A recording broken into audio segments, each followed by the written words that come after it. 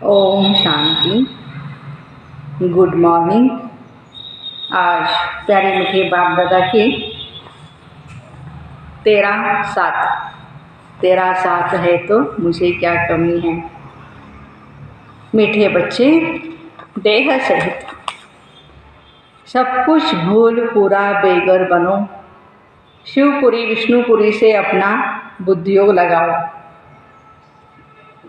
आज का प्रश्न है कि इस बात में तुम बच्चों को बाप समान फ्राक दिल बनना है।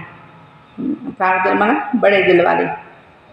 उत्तर है, जैसे बाबा फ्राक दिल बन तुम बच्चों से ककप न ले, तुम्हें विश्व की बादशाही देते हैं, ऐसे तुम्हें भी फ्राक दिल बनना है। जगह जगह पर गॉडली यूनिवर्सिटी खोलनी है। 3-4 ने भी अच्छा पद पाया तो भी आहो सौभाग्य। सपूत बन सतगुरु का शो करो, कभी भी किसी से भी पैसा नहीं मांगो।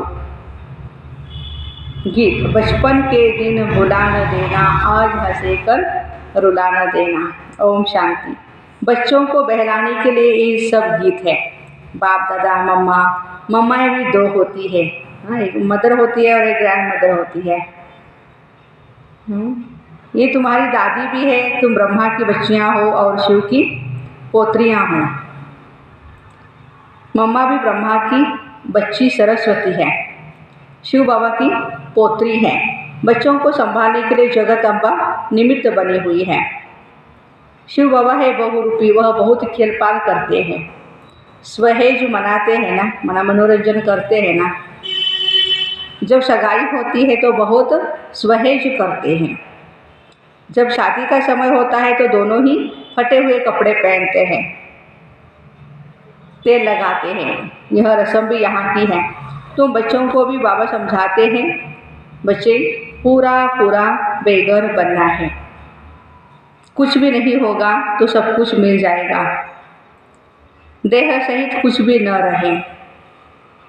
शिवपुरी विष्णुपुरी की तरह बुद्धियोग लगाना है और कोई चीज़ में आसक्ति न हो। तो देखो बाबा बच्चों को कैसे बहलाते हैं।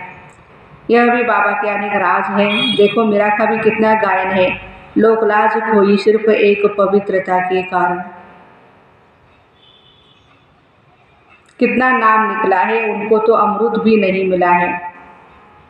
सिर्फ श्री कृष्ण से प्रीत करती थी, श्री कृष्णपुरी में जाऊं, इसलिए उसने विष को छोड़ा ना।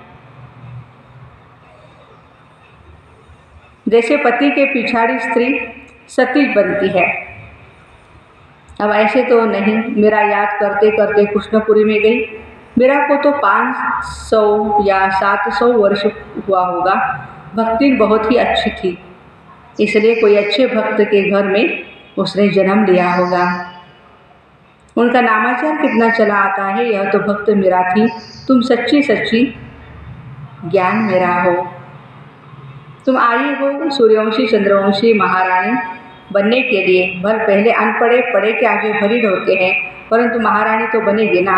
अगर बचपन को भूल हाथ छोड़ दिया तो फिर कभी भी महारानी नहीं बनेगी और ये प्रजा में कम पद मिलेगा। वैकुंठ में तो आएंगे परंतु कम पद मिलेगा।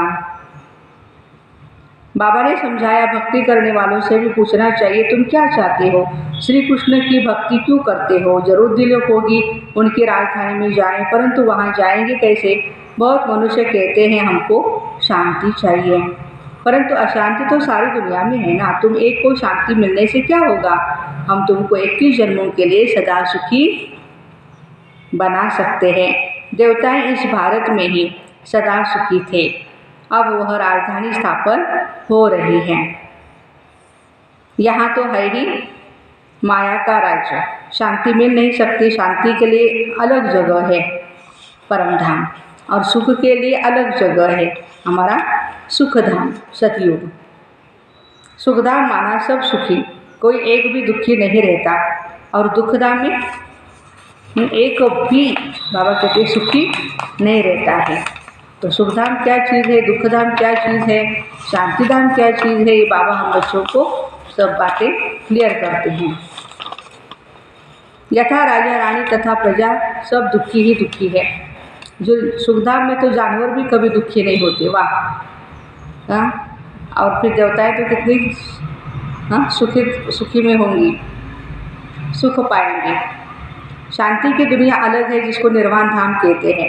बुद्ध पार निर्वाण गया कहते हैं ना, परंतु गया कोई भी नहीं, क्योंकि फिर यहाँ पे वो जन्म लेते हैं, अपने धर्म को आगे बढ़ाते रहते हैं। जब आते ही है नीचे, तो जब भगवान आएंगे तब सबको लेकर के जाएंगे। अगर खुद चला गया फिर क्या करके गया? सब दुखी ही दुखी है, सब लड़ रहे हैं। बर्मा देखो, सिलोन बौद्धियों का ही देश है ना, वह भी कहते हैं हिंदू निकल जाए यहाँ से, सहन नहीं कर सकते। अब बाबा भी देखते हैं अनेक धर्म हो गए हैं तो सहन नहीं कर सकते, इसलिए सबको एकदम निकाल देते। सतयुग में तो बस सिर्फ एक ही धर्म था। यह सब ज्ञान तो बच्चों की बुद्धि में है। चित्र हाथ में उठाए वानप्रस्थियों की सर्विस करनी चाहिए, मंदिरों में घुस जाना चाहिए, उन्होंने जाकर के चिटचाट करनी चाहिए। शंकर के आगे शिवलिंग दिखाते तो जरूर वह शंकर से बड़ा हुआ ना। अगर शंकर भगवान का रूप है तो फिर उनके सामने शिवलिंग रखने की क्या दरकार है? ये सब सन्यासियों का फैलाव है। वह अपने को ब्रह्मज्ञानी तत्वज्ञानी कहलाते हैं, शिव का तो उन्हें पता भी नहीं। ब्रह्म तत्व तो रहने का स्थान है, वे तो ब्रह्म और तत्व को एक नहीं मानते। अच्छा, ब्रह्मज्ञानी तत्वज्ञानी फिर अपने को शिव क्यों कहलाते हो? वो तो समझते शिव भी एक ही है, ब्रह्म भी एक ही है। अगर एक ही है, भला तीन नाम अलग अलग क्यों? एक ही नाम होना चाहिए फिर सबका। शिव की लिंग रूप में पूजा करते हैं, ब्रह्म अथवा तत्व की भी पूजा किस रूप में दिखलाई है? वो तो रहने का स्थान है। मनुष्य बहुत ही मूंझे हुए, कंफ्यूज। तो तुम बच्चों को बहुत ही होशियार होना है। सन्यासियों से भी कोई निकलेंगे जो असुर देवी देवता धर्म के होंगे, वह झट ये ज्ञान उठा लेंगे। कोई 3-4 जन्मों से कन्वर्ट हुए होंगे तो इतना जल्दी नहीं निकलेंगे। ताजे गए हुए होंगे, ताजे फ्रेश, तो झट निकलेंगे।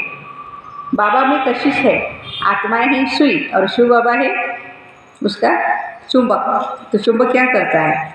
सुई को अपनी तरफ खींचता है।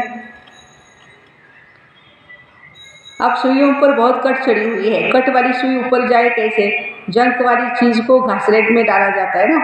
बाबा इस ज्ञान अमृत से सबकी कट निकालते हैं, फिर हम सच्चा सच्चा सोना बन जाएंगे। तुम पत्थर बुद्धि से क्या बनेंगे भाई? पारस बुद्धि बन जाएंगे, पारसनाथ बनते। भारत पारसपुरी थी, अब सोने का दाम कितना चढ़ गया है, फिर वहाँ बहुत सस्ता हो जाएगा। अब यह भारत पत्थर बुद्धि बना है, फिर पारसपुरी होगा। हमारी बुद्धि में ये चक्र फिरता ही रहता है, सारा दिन चक्र बुद्धि में फिरेगा, तभी चक्रवर्ती राजा रानी बनेंगे। दुनिया में इन बातों को कोई भी नहीं जानते। तुम जानते हो सतयुग में जो राज्य करते हैं उनके 84 जन्म फिर त्रेता वालों के जरूर कम होंगे। कहाँ 84 जन्म और कहाँ 84 लाख। फिर तो कल्प भी इतना लंबा चाहिए जो इतने जन्म हो। है सब कहाँ है? सब गपोड़े। हमेशा पहले तो चित्र सामने दे देना चाहिए। पैसा तुम कभी भी किसी से नहीं मांगो। बाबा के स्ट्रिक्ट ऑर्डर है हम बच्चों को, हमें मांगना भी नहीं है किसी से। तुम्हारा काम है उनको देना, कुछ भी देना होगा तो आपे ही देगा। यदि उसकी दिल है कुछ करने की, वो देगा अपने आप। लेकिन बाबा कहते हैं आप किसी को नहीं मांगो। कोई दाम पूछे तो बोलो बाबा तो गरीब निवाज है। कोई हम लिटरेचर देते हैं, पुस्तक देते हैं, बुक देते हैं उनको, तो बाबा कहते हैं कि वो कहेंगे भाई कितना रुपया हो गया इसका, आप दाम ले लो। तो बाबा कहते हैं गरीबों के लिए फ्री है, बाकी साहूकार जितना देंगे उतना हम और छपाएंगे। पैसा कोई हम अपने काम में नहीं लगाते, जो मिलता है वो औरों के ही काम में लगाया जाता है। साहूकार ही धर्मशाला आदि बनाएंगे ना। हाँ, गरीबी बना सकते, इसमें खर्चा कुछ भी नहीं। जैसे ककोड़ गांव की, वाह, ककोड़ गांव की माता कहती है बाबा मैं सेंटर खोलूं। देखो बाबा ने उस माता को याद किया है। हाँ, ऐसे गॉडी यूनिवर्सिटी में 3-4 ने भी अच्छा पद पा लिया ना, 3-4 ने भी, तो अहो सौभाग्य। इसमें भी फ्राक दिल होना चाहिए। बाबा देखो कितना फ्राक दिल है, ककपन ले बादशाही दे देते हैं। सपूत बच्चे ही बाबा की सर्विस करते हैं। कपूत क्या करेंगे, कपूत को थोड़े बाप वर्षा देंगे। तुमको भी सतगुरु का शोक करना चाहिए। काम अथवा क्रोध में आए तो क्या हो जाएगा, सतगुरु की निंदा करेंगे और निंदा करने वाला पद पा नहीं सकता है। बहुत संभाल करनी है। तुमको सब धर्म वालों को समझाना है, मुसलमानों को भी समझाना है। तुम खुदा की बंदगी करते हो तो जरूर बंदे ठहरे। भला खुदा कहाँ है? खुदा ही रचयिता और रचना का नॉलेज बता रहे हैं। वो तो रहते हैं शांति धाम में। उनको याद करने से तुम शांति का वर्षा ले सकते हो। वर्षा लेते लेते विकर्म विनाश हो जाएंगे, फिर तुम खुदा के पास चले आएंगे। यह सब ज्ञान सब धर्म वालों के लिए है। यह है नई बिल्कुल बातें। ज्ञान से तुम्हारा बेड़ा पार हो जाता है और कहीं भी हमें जाने की दरकार नहीं है। तो मीठे बच्चे, अब तुम स्वर्ग में चलते हो तो पवित्र जरूर बनना है। देखो भारत में पवित्रता नहीं तो धक्के खाते रहते हैं। कितने हंगामे हैं। जो गांधी सिखला करके गए, प्रजा फॉलो कर रही है। मेहतर, मजदूर, ड्राइवर आदि स्ट्राइक करते हैं तो गवर्नमेंट का दम ही नाक में चढ़ा देते हैं। नाक में दम चढ़ा देते हैं। गवर्नमेंट उन लोगों को साफ कह देती इतना खर्चा हम लाएंगे कहाँ से, तो वो कहते तुम मौज उड़ाओ, धन ही धन इकट्ठा करते रहते हो।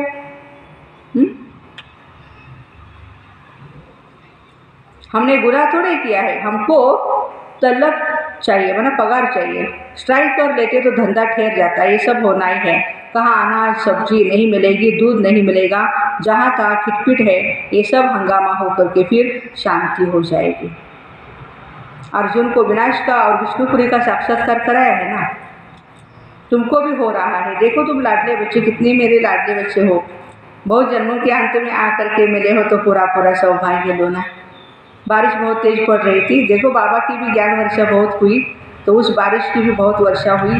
बारिश के लिए भी यज्ञ रचते हैं तो पीस के लिए भी यज्ञ रचते हैं।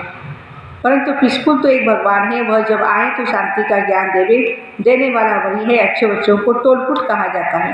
मिठाई खिलाई जाती है, वो है जिस्मानी मिठाई। ये है रूहानी मिठाई, रूहानी बाप देते हैं। देखिए अभिमानी हो रहना ही हमारी बड़ी मंजिल है। इसमें ही बड़ी मेहनत है।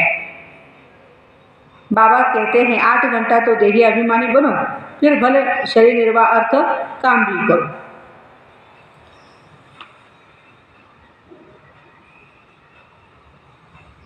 रात को भी जागो तो अच्छी लगन लगेगी। रात को जागना माना अमृत वेले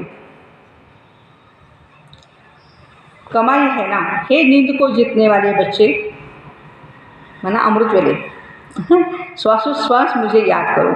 विचार सागर मंथन करो। रात दिन जितना योग में रहेंगे विकर्म विनाश होते रहेंगे। जितना जितना ज्ञान का सिमरण करेंगे उतना ही तुम्हारी कमाई होगी। बाकी सर्विस तो बहुत है। बाबा से पूछेंगे तो बाबा कहेंगे बैठे रहो, आराम करो, इसमें पूछने की दरकार नहीं। हाँ, सेवा है तो सेवा करनी चाहिए ना। क्या करूँ क्या करूँ, सेवा तो सामने दिखाई दे रही है और पूछ रहे हैं क्या करूँ बाबा, सेवा क्या है। ऐसे थोड़ी होता है, करना ही पड़ेगा ना। हम नहीं करेंगे तो कौन करेगा। बाबा ने लोकलाज का कुल का कुछ ख्याल किया क्या? अरे बादशाही मिलती है, बाकी हाँ हर एक का अपना अपना पार्ट है। फिर बाबा से पूछना है, हर एक को अपने अपनी राय पूछनी है, क्योंकि हर एक का कर्म बंधन अलग अलग है, एक जैसा नहीं है। पैसे है तो अलौकिक सर्विस में सफल करने हैं।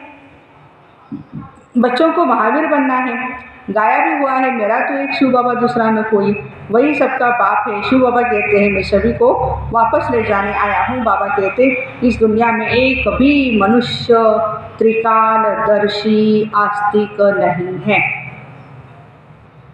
सब नास्तिक है बाप को न जानने के कारण। बाकी रिद्धि सिद्धि वाले तो बहुत है, माया भी कोई कम नहीं है। इस माया पर जीत पानी है, इसलिए कवच पड़ा रहे। कवच का अर्थ ही है मन मना भव। शिव बाबा को याद करो, देही अभिमानी बनो। इस अंतिम जन्म में तुम एक ही बार देही अभिमानी बनते हो, फिर सतयुग से कलयुग तक देही अभिमानी बनने की शिक्षा कोई भी नहीं देता है। इस समय ही देही अभिमानी बनना पड़ता है। बाय। और फिर द्वापर के बाद फिर हम देहाभिमान में आएंगे, लेकिन अभी तो हमें देही अभिमानी बनना है, क्योंकि अब शरीर छोड़ मेरे पास आना है। देवताएं देही अभिमानी क्यों बने?